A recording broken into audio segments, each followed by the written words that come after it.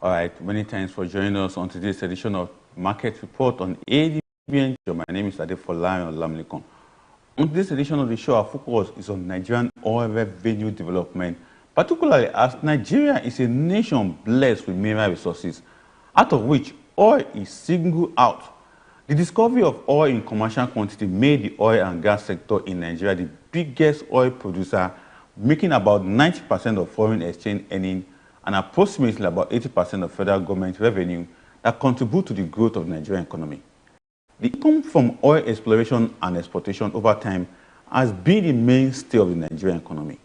Oil, being the backbone of the Nigerian economy, performs a major function in influencing the economic well-being of the country. The oil and gas sector has been seen as a mainstay that drives the economic growth and development of Nigeria. And further argue that the contribution of oil and gas sector to the economic growth of Nigeria has been observed from the position of employment generation, foreign exchange income, government income, and gross domestic product. Nigerian economy is largely reliant on oil and gas revenue to finance its budget. Therefore, the Nigerian economy is oil and gas dependent for the achievement of major macroeconomic policy from the huge amount of oil and gas revenue. For the oil and gas sector in Nigeria, it has been pronounced to have delivered 95% of foreign exchange earnings and about 65% of government budgetary revenue. For oil and gas sector, delivered 90% of foreign exchange income and about 80% of federal revenue that support the growth of gross domestic product, GDP of the economy of Nigeria. Joining me today on the show to exploit, to dissect the Nigerian oil and gas and its revenue potential and portfolio investment in Nigeria is Dr. Elizabeth Obieje, an economist and a member of Nigerian Economic Society, NES. Dr. Elizabeth will be helping us understand the dynamics around Nigerian economy from the oil and gas that boosted the economy going forward, and as well as extract the issue within the Nigerian economy, the challenges of revenue, and how we can deepen and sustain oil revenue going forward. So Dr. Elizabeth is joining me shortly on the show. But let's also take, okay, she's here already. Doc, a good day to have you on the show. Good day, good afternoon, sir. All right, so let's get set to the discussion of today. What has been your assessment of the Nigerian oil and gas revenue so far? Okay, the oil and gas sector shows modest recovery and improved fiscal contribution driven by reforms in foreign exchange, subsidy removal, and relatively better production, better investment. However, output is below potential, and structural constraints still limit Nigeria's ability to fully benefit from global high price cycles. Overall, it is improving, but not yet performing at optimal capacity.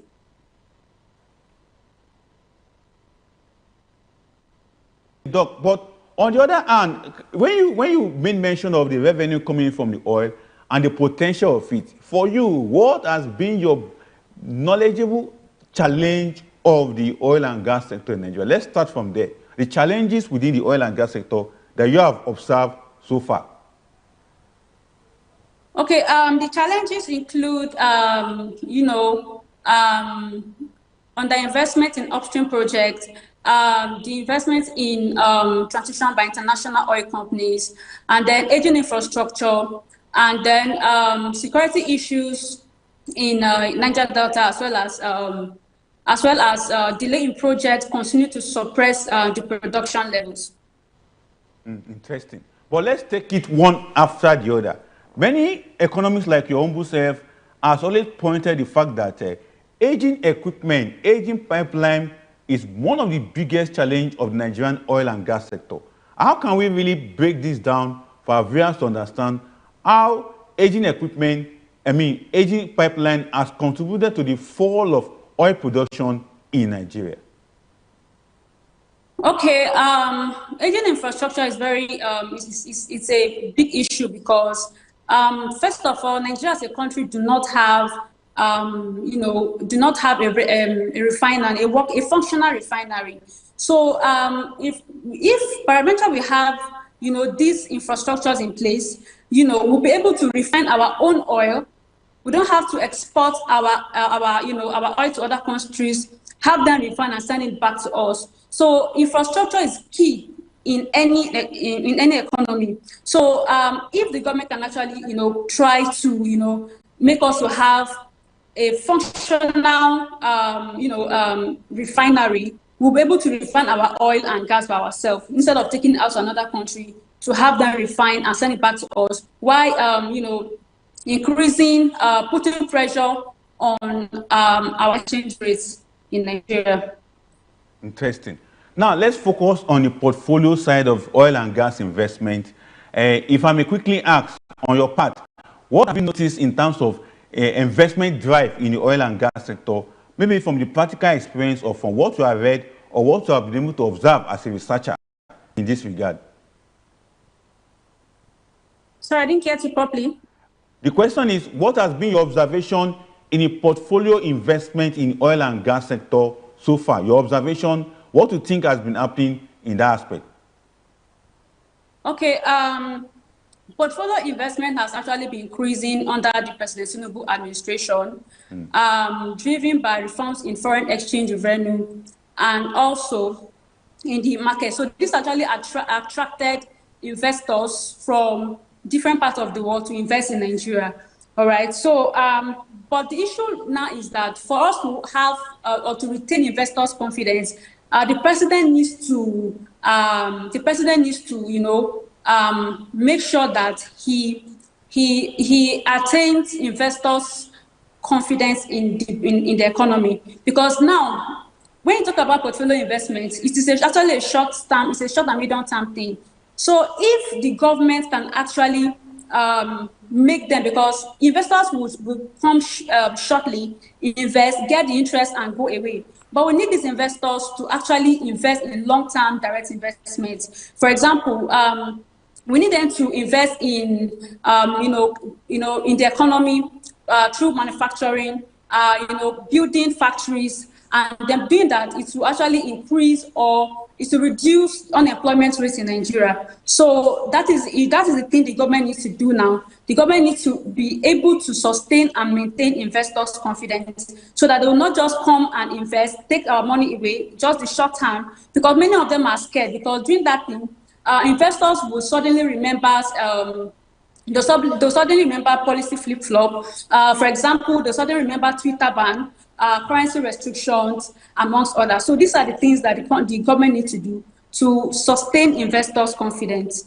Exactly. Now, sustaining investment influence are also giving rise to the recent figures being reported by NNPC that the government has made over 2.8 trillion naira as oil revenue in the first part of 2026. For you, what do you make of this figure, 2.8 trillion naira recorded as oil revenue by the Nigerian government in the first half of 2026?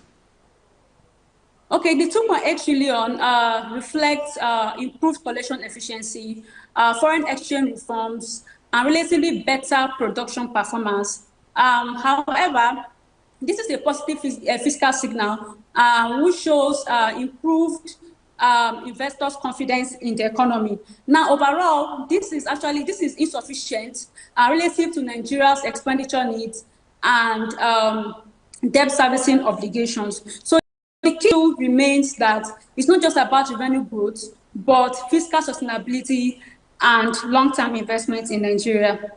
Interesting. On the other hand, giving kudos to President Bola Ahmed Tinubu government, because in the past we have not yet recorded as much as what we are seeing today. So giving kudos to him, as earlier pointed by you, shows that there are key achievements in the oil and gas sector, particularly talking about the production perspective of Nigerian oil and gas sector. They have been able to move close to 1.4 million barrels per day and getting close to 1.6 million barrels per day. But for you, taking a look at this oil production perspective, what will you take out as your takeaway when it comes to the growth in the production? You know, earlier before we suffer around 800,000 barrels per day, then we move into 1.2 million barrels per day. But recently we are seeing that the oil production is at 1.4 to 1.6 million barrels per day. What do you make of the growth in oil production so far?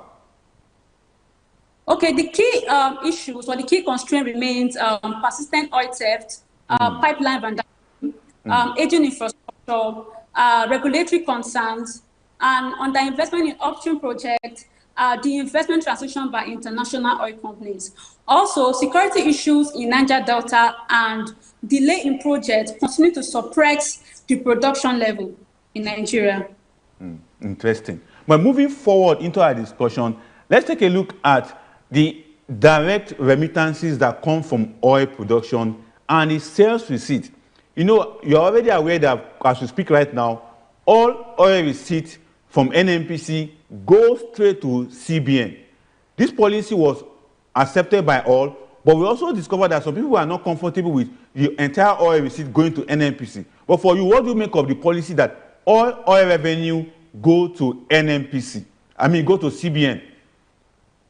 Okay, direct remittance to Federation Account Allocation Committee is a major transparency and fiscal governance improvement.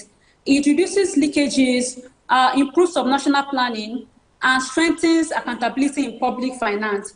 It also increases dependency of the state on oil revenue, reinforcing the need for internally generated revenue in subnational levels in Nigeria. Interesting. But the question is, in terms of transparency that you rightly mentioned right now, what would you say about transparency in our oil receipt? Because NNPC is known as a sacred cow, whereby nobody knows how much it's making, nobody knows how much it's earning. But right now, we are beginning to see a sense of transparency going forward. But most Nigerians still doubt NNPC and its oil remittances received to the federal government of Nigeria. But what do you make of the transparency that the President Bola Ahmed Tinubu government have brought into our oil and gas sector in terms of revenue generation? Okay, like I said earlier, that direct remittance to Federation Account Allocation Committee is a major transparency in Nigeria, because now a lot of people support. Initially, they didn't support it, but you know, over time they supported it. Even some state government or major state governments actually supported this new development, because anything that comes from the president, you know, it's actually believed that is going to be the best, you know, which is going to improve revenue generation in Nigeria. Initially, oil revenue, you know, goes first of all to the regulatory committee, you know, and the NNPC. They will deduct it before it gets to the federal government. But President Tinubu, you know, signed the when President Tinubu signed the, you know, the executive order 9 in February 13, 2026, he mandated that every revenue that comes from the oil and gas sector should come directly to him first. So from there, he takes the money, you know, the revenue comes to him, then from there, he disperses it to other stakeholders in Nigeria, which is impressive, you know, because he's just trying to make sure that there's transparency, there's accountability in public finance in Nigeria. Interesting.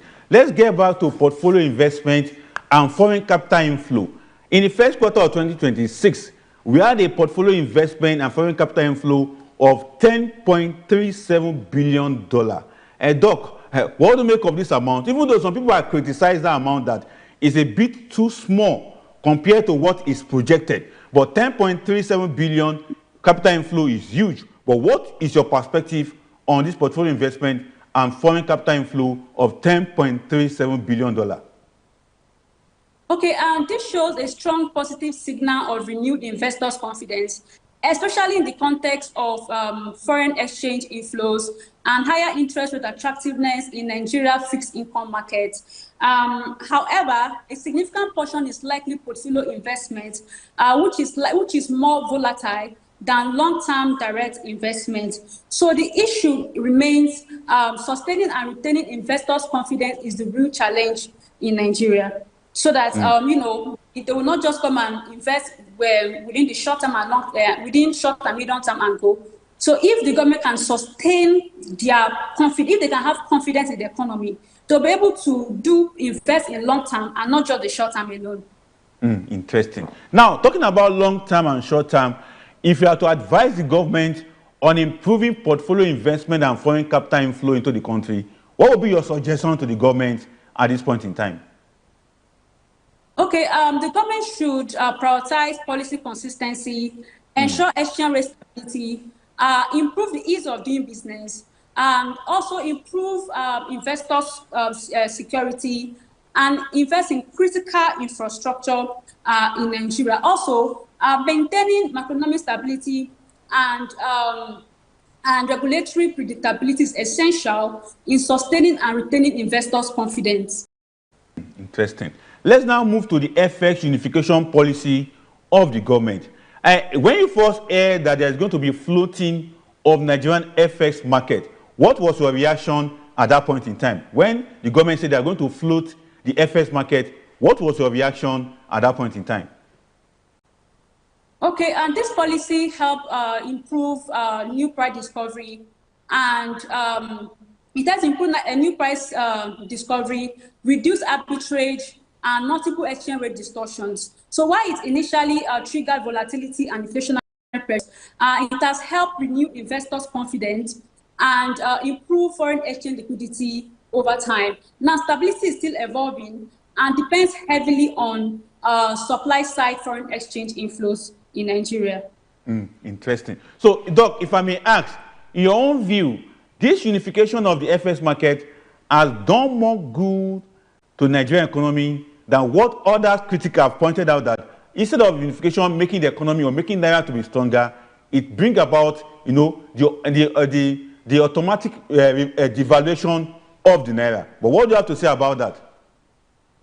Okay, I actually applaud the federal government, decision to unify the exchange rate, because initially, we have multiple exchange rates, especially when it comes to the oil and gas sector, which is our major oil revenue in Nigeria, because initially we have 3 different prices. For example, we have at one price, I think we have about 450. The importers can buy and then they will resell. Some people will sell it at 750 and then 900 naira, which gives multiple exchange rate prices for the same dollar in Nigeria.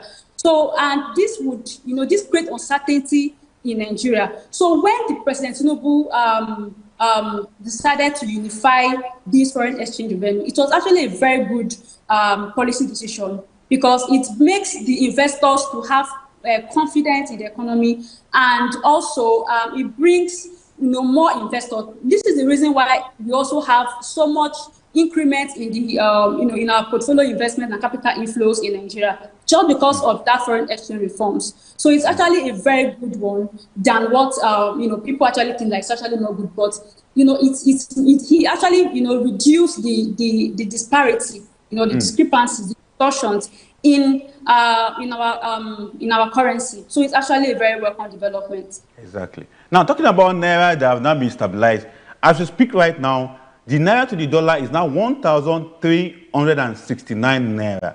And many have also said, for instance, IMF came up last week and said, Naira is undervalued. To them, the IMF, Naira is supposed to be exchanging at 1,150 Naira. Doc, what do you make of this assertion coming from IMF that Naira is undervalued and it's supposed to be trading at 1,150 instead of the 1,369 Naira that we have today? What is your take on that? Okay, like I said earlier, that the foreign exchange unification actually a welcome idea by the president, and when reforms happens, it's actually a process. It's actually a process. So when there's any a policy in Nigeria, it does not just happen. Everything does not change immediately. It's actually a gradual process. For example, when we talk about the economic growth in Nigeria, the indices is showing that the economy is increasing. But majority of Nigerians are yet to see the effects. So for the fact that people are yet to see the effects of a particular reform does not mean that the reform is not good or it's not working. All right. This is actually, like I said, that this is actually a welcome development. So for the IMF to say that this is Nigeria and the reforms is something that is working and is going to take a little while for the economy to pick up in no time. But the president has already done the major thing by unifying the exchange rate to one. Interesting. Now, before I let you go on the aspect of the Naira and FX market, we have just gotten a report that the Nigerian foreign external reserve is now 50 billion US dollar. What do you think of the 50 billion US dollar external reserve of Nigeria? And how would that help the economy and help trade of Nigeria? Okay, external reserve, hitting that amount is due to the President Tinubu's, economic reforms, which is the tax reforms, foreign exchange unification, and subsidy removal. So this is actually a very good development. I think that this has actually been the biggest so far, because in January 2026, the revenue hit 48.88 billion. Then in March 2026, 50 billion. That's actually a very welcome development. And all this thing boils down to the President Tinubu's reforms, like I mentioned, the tax reform, the subsidy removal, the foreign exchange unification in Nigeria. So it's actually a big one and places us on a bigger platform where we can actually do a lot of things in the economy with such amount of money, which includes, for infrastructure development, and then we can also use that money to, improve our security and provide the citizens with a lot of, things that we don't have before. Exactly. Now, let's now move to the stock market. Currently, Nigerian stock market is receiving a boom when it comes to market capitalization and the rest of them. But for you, what do you make of the inflow, capital inflow into Nigerian stock market, and now the market is already making a boost in terms of capital market capitalization going forward? Your take on Nigerian capital market? Okay, the Nigerian capital market has been relatively bullish, supported by higher yields, the banking sector recapitalization activity, and increased participation in equities. However, inflationary pressures and currency volatility continue to affect real returns. Overall, it is active and attractive, but still shallow relative to Nigeria's economic size. Interesting. Now, for you, the market is bullish, but there are others who are also afraid that the electioneering period may affect Nigerian capital market. Doc, you are the macroeconomic who understand how the trajectory of the economy works. Do you also accept that the electioneering towards 2027 will affect Nigerian capital market, meaning that it could pull out investors from Nigerian capital market? Let's have your take on that. Okay, like I said earlier, that the major reason why investors are avoiding to invest in long-term investment in Nigeria, investing in factories, manufacturing section, the real sector as well, is because they are not, they don't have confidence yet in the economy. Because investors will always want to, play safe. So that is why sometimes they convert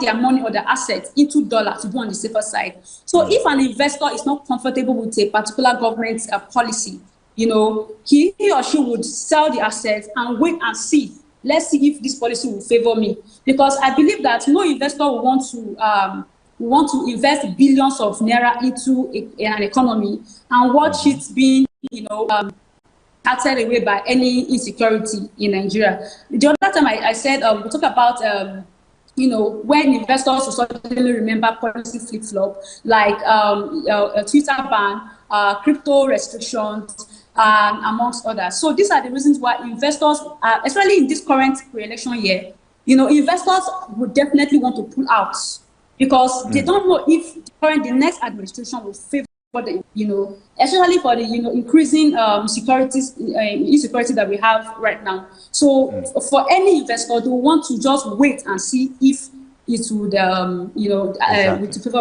favor them. So I believe that the investors are just being rational. They are actually being rational, and because there is actually business people, and nobody wants to do business and, and not, benefit from it. So it's actually it's a rational. Interesting. Now, as we begin to wrap up with you on this section, one thing about Nigerian economy is that a lot has been said about economic growth prospects and how the government can carry out non-oil sector diversification expansion. So, here it is, argument about economic prospect. But on the other hand, there's still also bigger argument about non-oil sector economy diversification. What is your take on this when it comes to, advising the government on economic diversification? Okay, diversification remains Nigeria's long-term economic objective because excessive dependence on the oil revenue exposes the country to economic shocks and revenue instability. Now, the non-oil sector offers enormous opportunities. We have the agricultural sector, the manufacturing, the digital economy, the solid mineral resources, and as well as we have the creative arts industry, amongst others. So for diversification to be successful in Nigeria, the government needs to invest in human capital development, security, infrastructure, electricity improvement, and also the government needs to improve the port efficiency, support small and medium scale enterprise, as well as institutional reform. So if all of this can be done, I believe Nigeria is going to be best, if not among in the world. Interesting. Now, before I let you go, still on economic diversification, what do you have to say to subnational government, state government, who are also thinking about economic diversification going forward? So what is your take on economic diversification, your advice to state government and local government? Economic diversification. Okay, like I said, that diversification is very, very important because, as we all know, that Nigeria's major source of oil revenue is the source of foreign exchange revenue is the oil sector. So if other state government can actually diversify, if we are very rich in Nigeria. Okay, we have solid mineral resources and other things. We have the digital economy and all. So and we have the space, we have everything it takes to go to the next level. So if everybody, both the state, the local, the federal government can put hands on deck, even we ourselves, to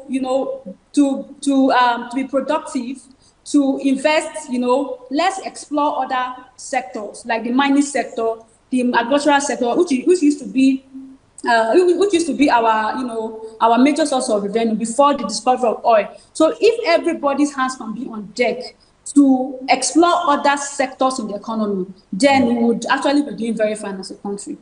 Exactly. Doc, my last question for you before I let you go. Nigerian youth are out there. Many of them will be watching someone like you that is very youthful and having a PhD at a very young age. If you are to advise them on how to participate in the Nigerian economy, what would you say to the Nigerian youth out there watching you live on ADBN television? Okay, my advice to them is to be positive. It's something they can do, and then first of all, education is the main thing. Let them take their education very seriously, because for you to be able to have a vast knowledge of any economy, you have to be educated, and then you have to be positive. I know, of course, it's not always easy, not just for everybody, but they have to be positive, and be positive, and then just be determined, that if they can believe it, they can achieve it. Interesting. Dr. Elizabeth Ubieji, economist and member of the Nigerian Economic Society, here helping us to understand the Nigerian oil and gas sector, particularly in portfolio investment and economic growth of Nigeria. Thank you so much for coming on the Market Report Show, ADBN Television. Thank you so much, Doc. Thank you very much. All right, thank you. Do enjoy the rest of your day. I've been speaking with Dr. Elizabeth Ubieji. You have to be an economist and member of the Nigerian Economic Society, helping us to diversify or dissect the Nigerian oil and gas revenue, portfolio investment, and economic growth. My next interview section is coming up shortly. We'll be taking a look at Nigerian cybersecurity perspective and the role of fintech in all the cyberspace of Nigeria. Roland Amata will be joining me. But before I bring Roland on the show, let's go for this break first.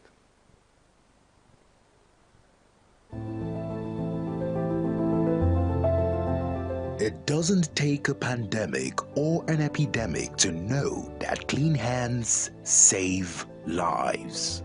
Hand washing is essential anytime, anywhere to protect your health. So keep washing your hands, not just when they're dirty, but even on the go. Stay safe, stay healthy, keep your hands clean.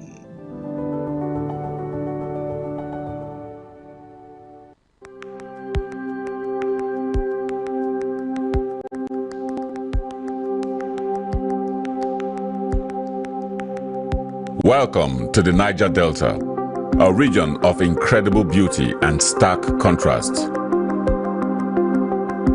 From its breathtaking landscapes to its rich cultural heritage, this is a place where history and modernity collide. But beneath this serene surface lies a story of struggle and resilience. The Niger Delta is the lifeblood of Nigeria's economy, home to vast oil reserves that fuel the nation, yet it is a land where the people fight for their share of the wealth. Join us on the program Niger Delta Today as we explore the heart of the Niger Delta, discover the vibrant cultures, the struggles for environmental justice, and the stories of the people who call this place home. This is the Niger Delta, a land of contrast, a story of resilience, a journey of hope. Don't miss our exclusive series, Niger Delta Today, every day at 12 noon, only on ADBN TV. Witness the untold stories, experience the journey, be part of the change.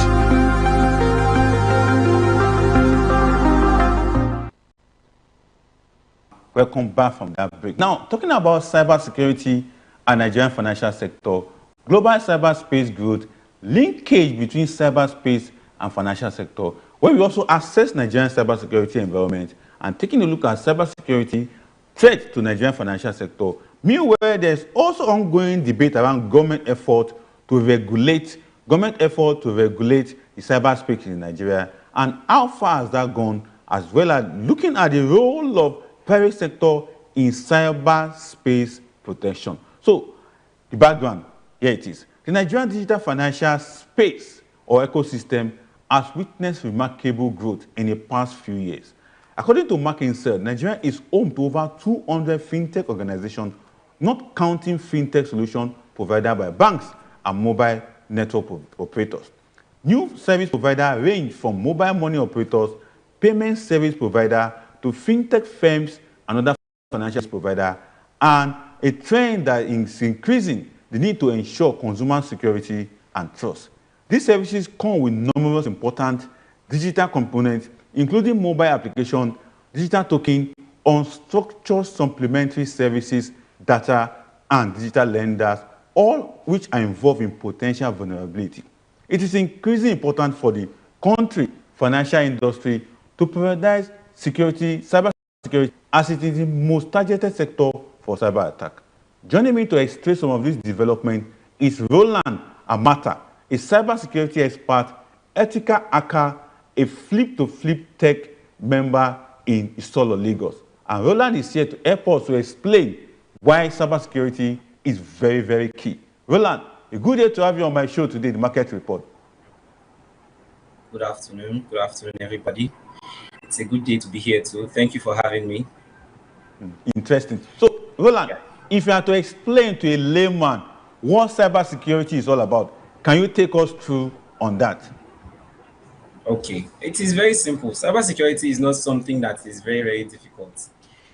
It is sometimes it has been glorified and made to look so so hard or so very, very complicated. It is not actually complicated, because cybersecurity in and of itself is just, you can equate a cybersecurity person to a digital gate man. Sure, you understand? So it is not something that is very, very difficult. So in my layman definition of cybersecurity would be that it is the act of protecting computer networks and computer systems. If you can do that, you are a cybersecurity person. Interestingly. Now, very perspective you are giving there, Roland. But for other Nigerians who are putting their money in banks, who are putting in the PSB operators and the rest of them, what do you have to tell them when it comes to cybersecurity threats to their money in the vault? The cybersecurity threats to the monies of Nigerian citizens, it is actually quite significant. It is greatly significant, because Nigeria's cyberspace, for all the amazing leaps and bounds we have grown over the last couple of years, we are still one of the most vulnerable when it comes to cyber attacks and fraudulent activities online. So for the normal Nigerian, there is always the possibility that they can get attacked and their monies can be stolen from their banks and all of that. But if they should do the right things that they would normally do, a lot of these things are avoidable. Very, very avoidable. Interesting. Now let's go to the global perspective of cybersecurity. You know, for someone like you who's an ethical hacker, what do you make of global cybersecurity across the world? Okay, so cybersecurity across the world has greatly changed. A lot of things has changed. The cyber practices that were in vogue just last year, they have undergone transformations and a lot has changed. So if you are thinking of going into the cyberspace now, you should be going into the cyberspace with a mindset that, okay, you are going there to, do your bits in helping the world become a more cyber regulated place and making this world cyberspace safer and more efficient. So a lot has changed, but still, it is still a very, very big and important part of the internet space and cyberspace. Now, when you say a lot have changed, we have also seen that it is not only Nigeria that we have cyber threats, affecting the cyber ecosystem. But when it comes to the global stage, what is being done to ensure that at the global stage, we don't suffer much of cyber threats across the world? Okay.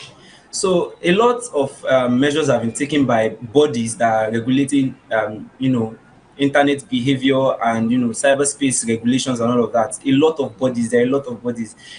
There's Cisco, there is NDPR. There are a lot of bodies. I can't begin to name all of these bodies right now, but a lot of bodies are making sure that they are working hand in hand, working together in synergy to make sure that they regulate the things that are happening on our cyberspace, because if it is not regulated, a lot of people are going to suffer. Even the normal day-to-day hardworking man that is going out there to look for what to eat and how to feed his or her family, they are going to be exposed to a lot of threats. So you're understanding. So all of these things now that these bodies are doing, it is with the aim of them trying to make this place safe for any and everybody. It doesn't matter whether you are the tomato seller in Yaba Market or you are one of the top business executives at Tesla or at Google or SpaceX. It doesn't matter. As long as you are on the internet space, they are trying to make that space safe and effective for you. Exactly. Let's now take a look at linkage between cyberspace and financial sector. For many Nigerians, before now, it was the traditional banking system that we all acquire with, in a sense that we go to the bank, we queue, we fill the papers, we fill the teller, and we tender it before the clerk in the bank. But these days, cyber system has overrun and overtake all this. So for you, how can you explain to us the linkage between cyberspace and the fintech sector? Okay. So like you rightly said, back in the day, let's say in the 2010s or in the 2000s, when you want to go to the bank you have to even go to the bank to get access to money.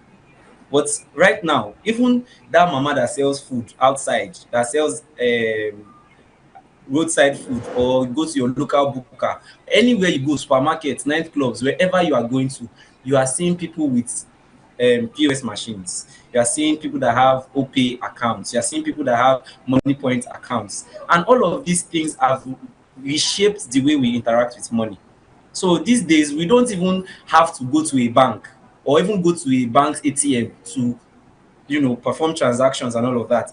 You can just, with your phone, use a short code. Even if your phone is not internet enabled, you can use a short code and dial their USSD number.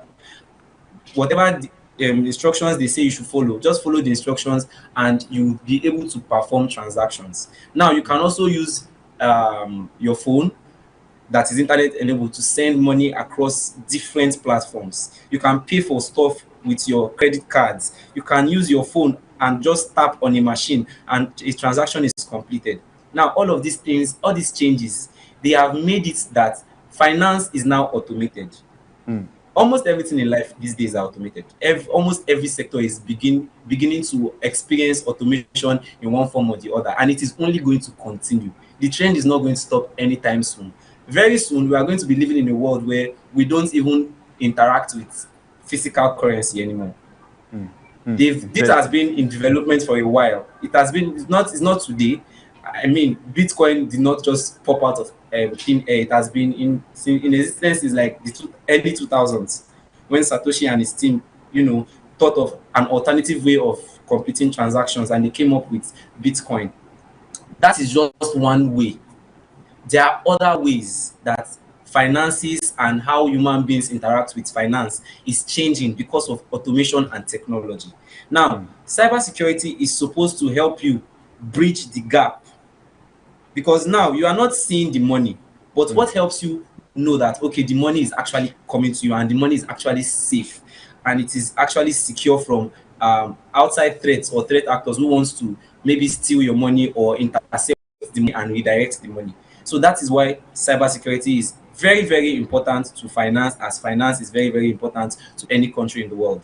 Interesting. Now, let's stay on the linkage between cyberspace and financial sector. Within a twinkling of an eye, some will say it's less than 10 years Nigerian cyberspace and financial sector have now merged. For you, Roland, what would you say about the linkages that brought the merging of the traditional banking system, financial system with the cyberspace? Some people will say it's not even up to 10 years, but here we are celebrating an opportunity that have now become a global best practice when it comes to transaction on internet. But what do you have to say about the Nigerian space for financial system and the cyberspace going forward? So if you think about it very well, yes, I believe that you have been a victim of Nigerian traditional banks and their problems when it comes to fast transactions, or you send money to somebody, the person doesn't get the money hangs, and you have to go to the bank for a couple of days and fill some couple of forms before you can get access to your own money. So all of those things, the stressful nature of those dealings with Nigerian traditional banks, I believe, is the core reason why organizations like OPay, MoneyPoint, and the other fintech guys are, in popular demand by Nigerians. These people have made it possible. Even if you are not very, very, very in tune with technology, or you are not so tech savvy, you can still send money and receive money.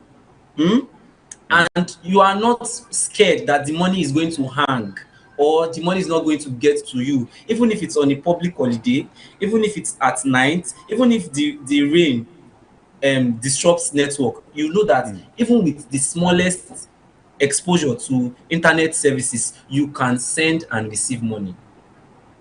So because of these things, the rise of the fintech guys has been greatly expedited, because they saw a problem in society and they fixed that problem. The problem was the inability for our traditional banks to, service Nigerians properly, get money from one place to another place quickly. There were times in the early 2000s, where if you want to send money, you know that, okay, before it gets so and so time in the day, you have to send the money, because after that so and so time, the banking networks are very, very bad. Or when it comes to public holidays, when you want to make any transactions, you want to buy anything, you have to make the payment weeks or even days in advance, so that you don't have any problems when you want to go and pick up your merchandise or whatever it is you are buying. But these days, the story has changed. You can just go to your vendor or whatever business transaction you want to make and just ask for their OPay or their MoneyPoint, and OPay to OPay seamless transfer, very, very lightning fast. So do you understand? There is no, even if the money hangs, it is returned back to you in a matter of minutes. You don't have to fill any forms. You don't have to go and wait in line and queue and say, okay, this thing, I sent this money to this person did not see the money, and they'll tell you to go and print bank statements. All those stress has been cut by these guys. This is the core reason why even that woman that is selling Omo at Yaba Market, or the one that is selling Okrika at Ikotun, or the one that is selling spare parts at Ladipo, they all patronize these fintech guys. Because these fintech guys guarantees them one thing, which is the most important thing for any business, that when you want to perform and complete the transaction, you can do this in time and efficiently when you need to. Exactly. Now, if you are to assess the Nigerian cyber security environment, how will you rate it? Is it that one that we are up to 50% space that is good, or we are still below the 50% margin in terms of the rate of Nigerian cyber security environment? Well, if I am to be honest, candidly speaking, we are not anywhere close to 50%. We are far below 50%. We are one of the most vulnerable countries on the face of the planet. Although we have made good strides in, in our cyberspace and in our tech journey and all of these things, our tech talents in this country are doing wonderfully well. Even the institutions that are, bringing people into the tech space, they are trying. Even the government is making some progress compared to some other African countries, but it is still not enough. We need to do more. Interesting. Now, talking about we need to do more, one of the fear of Nigerians is the threat of cyber space or cyber activism. But what do you make of the threat? Is that threat that much that we need to be afraid of engaging on the cyberspace, or is something that we can manage? Right now, Nigeria is in a very, very precarious position because we are one of Africa's leading economies, and we are one of the most recognized countries out of Africa.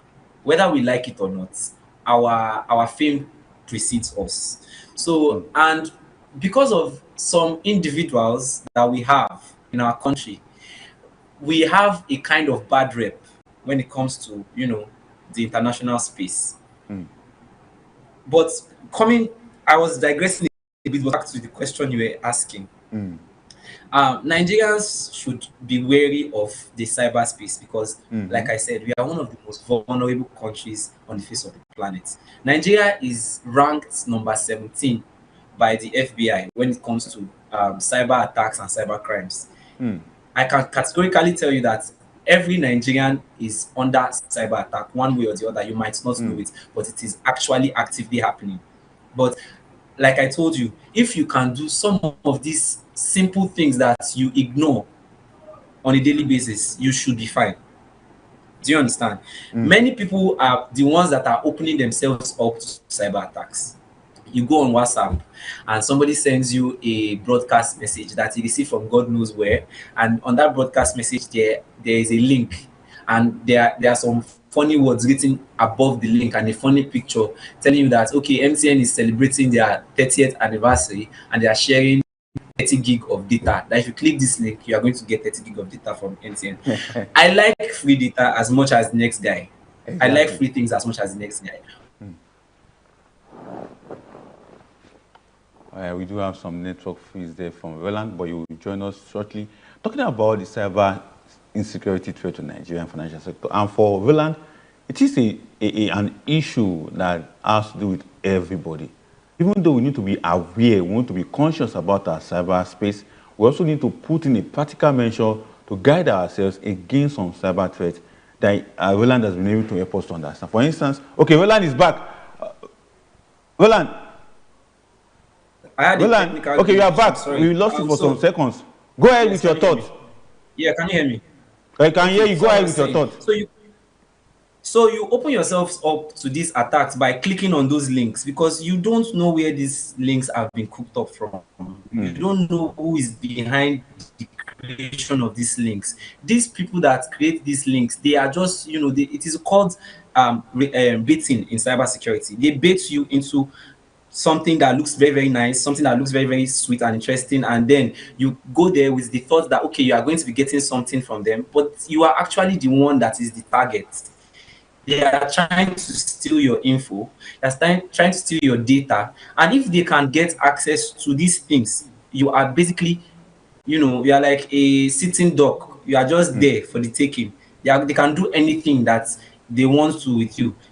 Fraud these days, cybercrime, it has evolved to the state to an extent where you don't even really need to give these guys so much attention or even answer them so much, and they already have you. Before, okay, look at it, 10 years ago, some people who used to do something that they will call you and pretend to be customer care representatives of your bank, and they will ask you for some information about yourself. Meanwhile, they are posing to be members of your bank, and they are not. And they will ask you to send them an OTP that they are the ones that are sending to you allegedly. So if they are sending you that OTP allegedly, why are they asking you to send the OTP back to them? But now that is even obsolete, because people have caught on to that pattern. Now, the new ways that they are doing this is that they just need you to click on a link, and in 5 seconds, they are in your phone, they are in your email, they are on your laptop. Now that every internet gadget that we have, your TV, your laptop, even to microwaves these days, ACs these days, they have internet capabilities, they have AI embedded into them. So all of these things, if they get access to one device, if they can get access to your phone, trust me, they can get access to anything in your house that is internet enabled. Interesting. And how do they get this thing? They just by you clicking one link, just one link. That's all. Now, as we begin to wrap up with you, Roland, government intends to regulate the cyberspace. Are you also one of those who will support government regulating the cyberspace in Nigeria, or the government should just leave it open as it is right now? No, the government should not leave it open. No, hey, leave it open, okay? If they leave it open, it's a big problem, because if you go to like first world countries and like European countries that are far advanced than Nigeria, their government is actively involved in policing the cybersecurity space in their countries, in and around their nations, because these guys that are doing these things, that is giving Nigeria a bad reputation, it is because Nigeria is not doing what they are supposed to do. The Nigerian government, they are not doing what they are supposed to do. If they are doing what they are supposed to do by actively training more people, more talents to come and help in cybersecurity activities, in regulating the cyberspace, in policing cyber events and the activities that go on in these places, it is laughable if you are not doing that. So the Nigerian government has to step up, create more revenue for including Nigerian youth, the Nigerian youth, in protecting this cyberspace.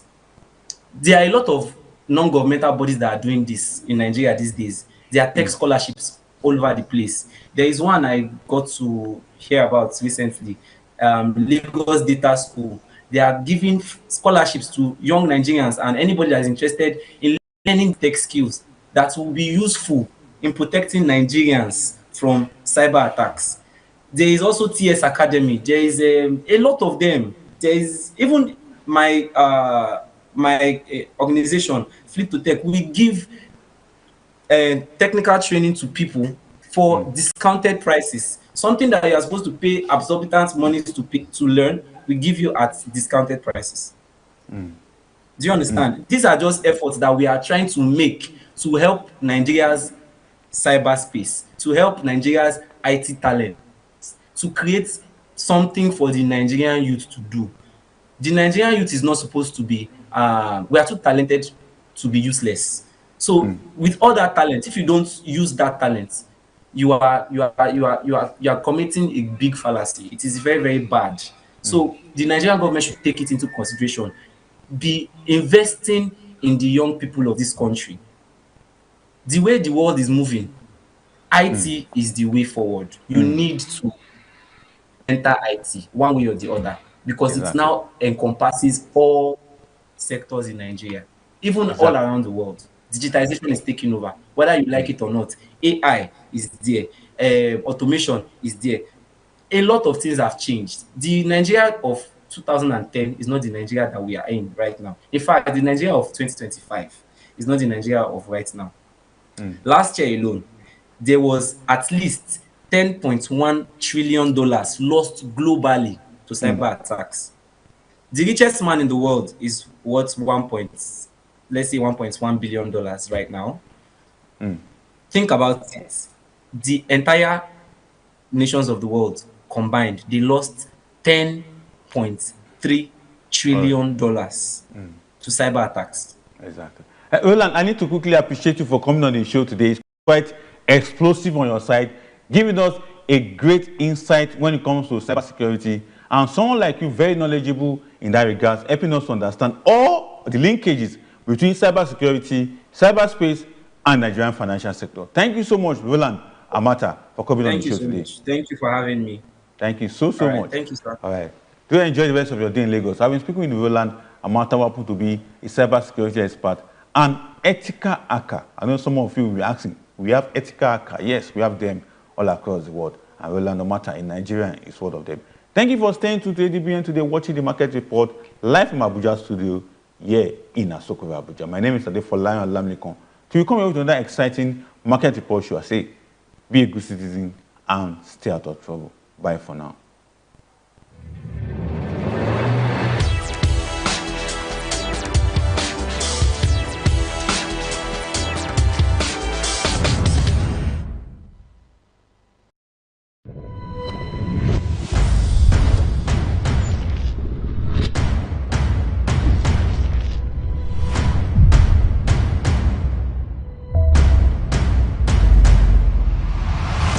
ADBN, a part of you.